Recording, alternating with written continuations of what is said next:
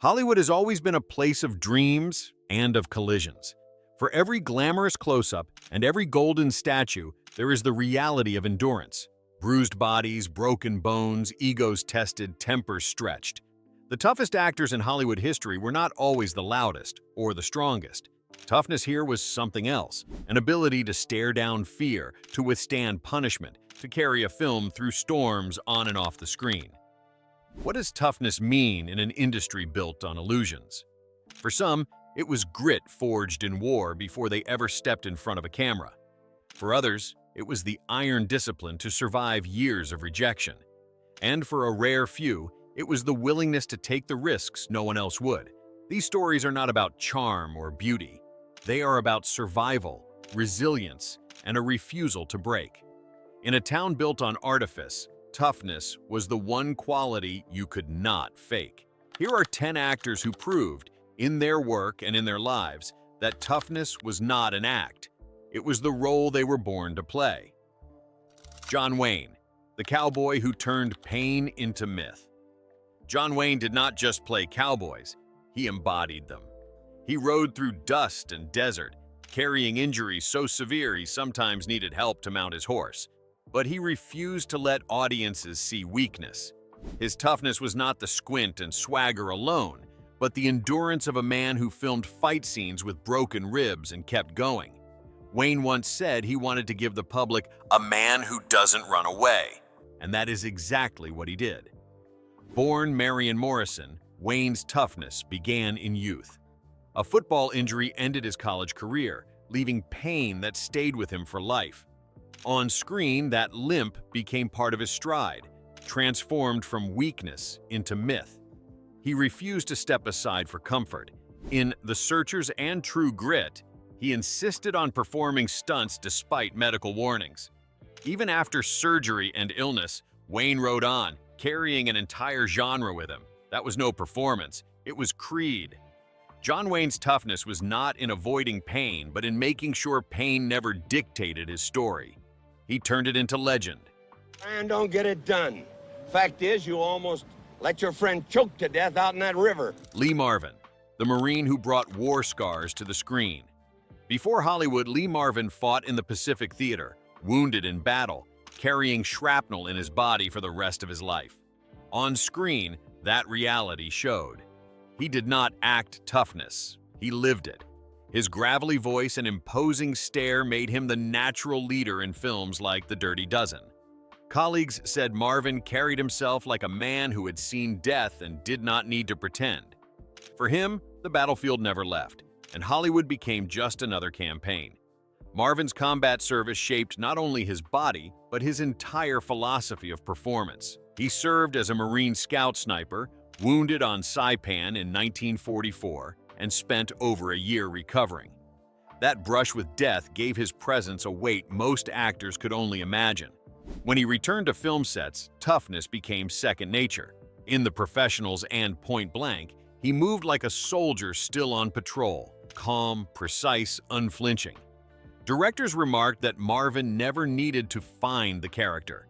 The war had already carved it into him. For Lee Marvin, Hollywood was not escape. It was continuation. He brought the battlefield to the big screen, and audiences never doubted it was real. Look you. Steve McQueen, the rebel who outran everyone. Steve McQueen was called the King of Cool, but cool was just another word for fearless. He performed his own stunts, racing cars and motorcycles with a hunger that made insurance companies panic. On the set of The Great Escape, McQueen insisted on riding full throttle, even when the studio begged him to use doubles. For him, toughness meant speed, risk, and a defiance that could not be tamed. He lived life like every scene might be his last, and sometimes it nearly was. That appetite for risk followed him everywhere.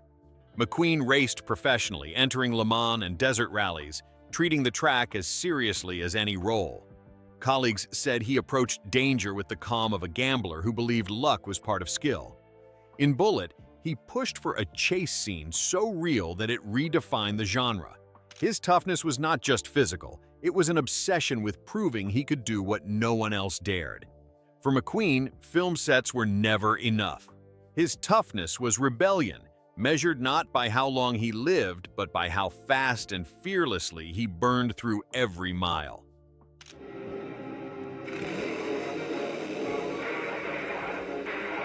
Charles Bronson, the miner who carved steel into his face.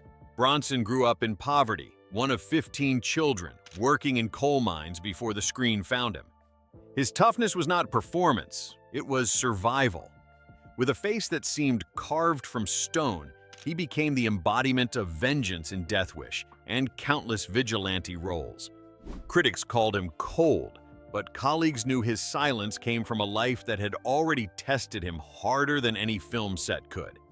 When Bronson stared down the camera, audiences saw a man who had stared down hunger, war, and labor long before. That past gave him an authenticity few could match.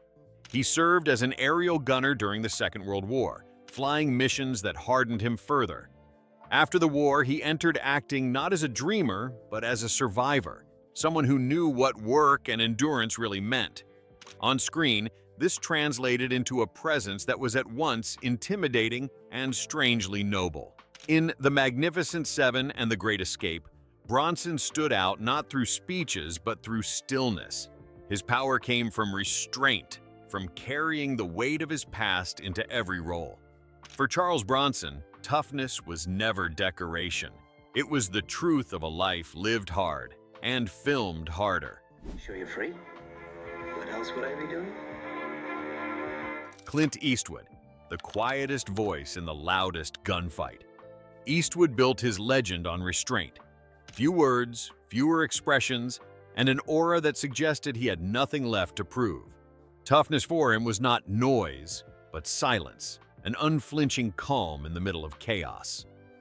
From The Man with No Name to Dirty Harry, Eastwood carried an iron control that made even stillness intimidating. Directors noted that he rarely demanded anything, but his presence was command enough. In Hollywood, where so much is shouted, Eastwood taught that toughness could whisper and still dominate the room. That silence was no accident. He began his career in B-movies, learning how to let his eyes do the work when dialogue could not. In Sergio Leone's spaghetti westerns, Eastwood's squint and stillness became weapons, gestures more lethal than any drawn gun. Later, as Harry Callahan, he embodied the law's rage in a single line. "Go ahead, make my day." Behind the camera, his toughness revealed itself in discipline. Eastwood became one of Hollywood's most efficient directors, finishing films under budget and ahead of schedule, commanding crews with calm certainty. For Clint Eastwood, toughness was not explosion or bravado. It was the patience to let silence do the talking and make the world lean in to hear it. Now tell me, you know where I can find him? Kirk Douglas, the fighter who never backed down. Kirk Douglas was not content to play heroes. He wanted to live like one. On screen, his cleft chin and blazing eyes made him an icon of resilience. Off screen, he challenged studios, broke blacklists, and risked his career to credit Dalton Trumbo on Spartacus at the height of the Red Scare. His toughness was not just in battles with swords, but in battles with systems.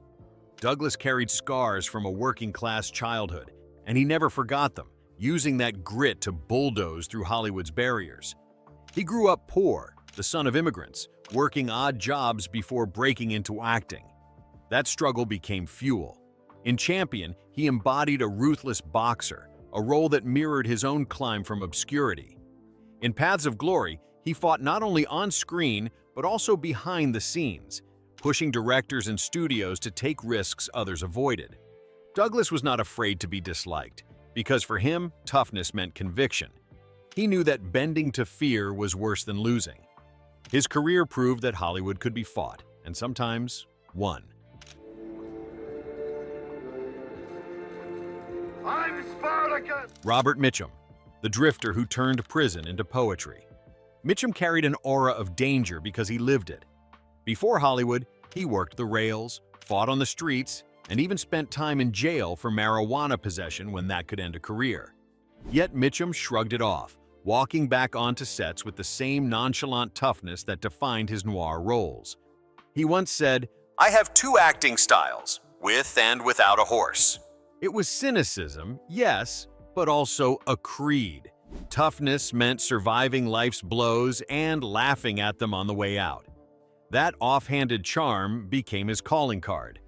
In Out of the Past and Night of the Hunter, he moved with a menace that felt effortless, like a man who had nothing left to fear. Critics noted that he never seemed to be acting.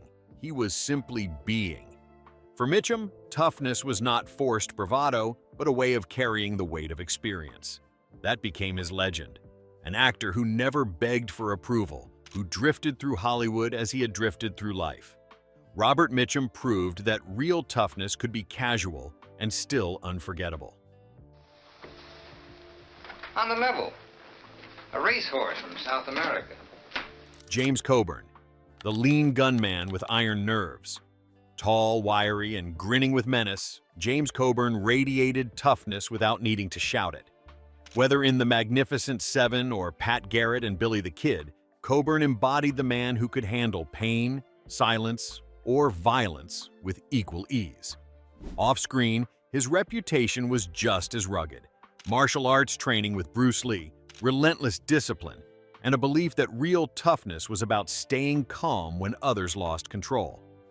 Coburn was proof that toughness did not have to be heavy. It could be sharp, fast, and dangerous.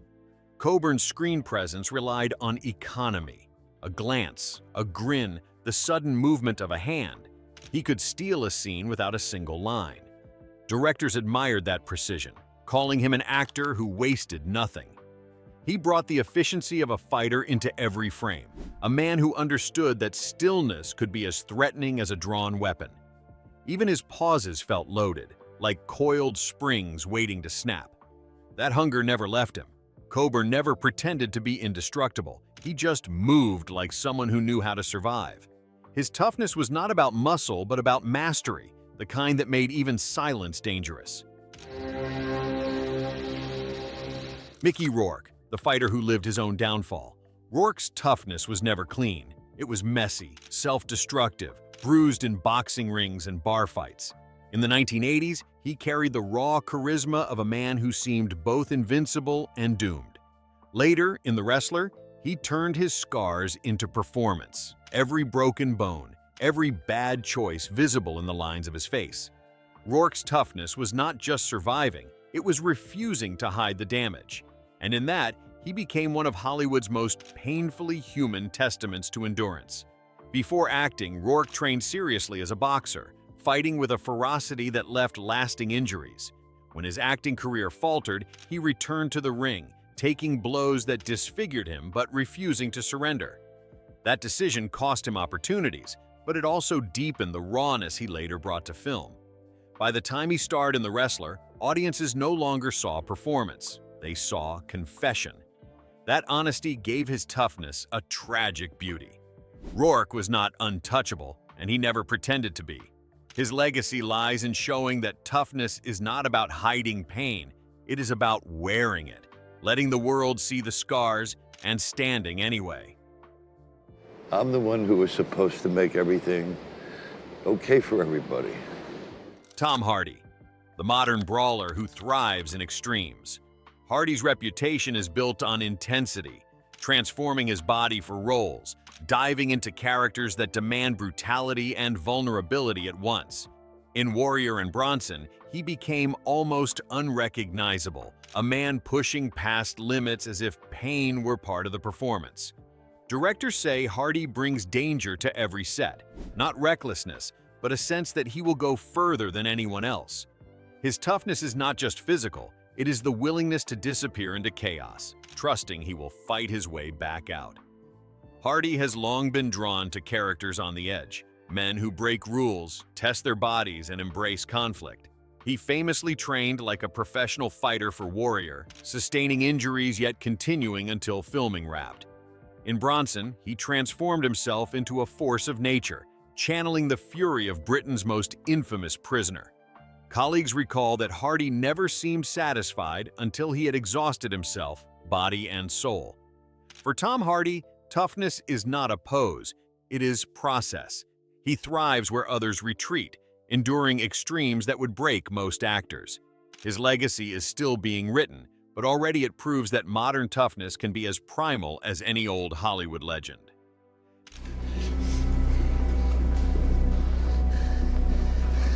You owe me $200. Toughness in Hollywood has never been about noise or bravado. It was about endurance. John Wayne riding through pain, Lee Marvin carrying war into every role, Steve McQueen chasing danger, and Clint Eastwood proving silence could be lethal. From Kirk Douglas battling systems to Mickey Rourke wearing his scars, each showed that toughness was not performance. It was life itself. In a world built on illusion, their resilience was real. Broken bones, personal battles, risky choices, these were not scripted. They were lived, and they gave their work weight no artifice could match. Which of these actors speaks most to you? Share it in the comments. And if you want more journeys into Hollywood's hidden history, subscribe for the next story. Because legends are not remembered for being flawless. They are remembered for refusing to break.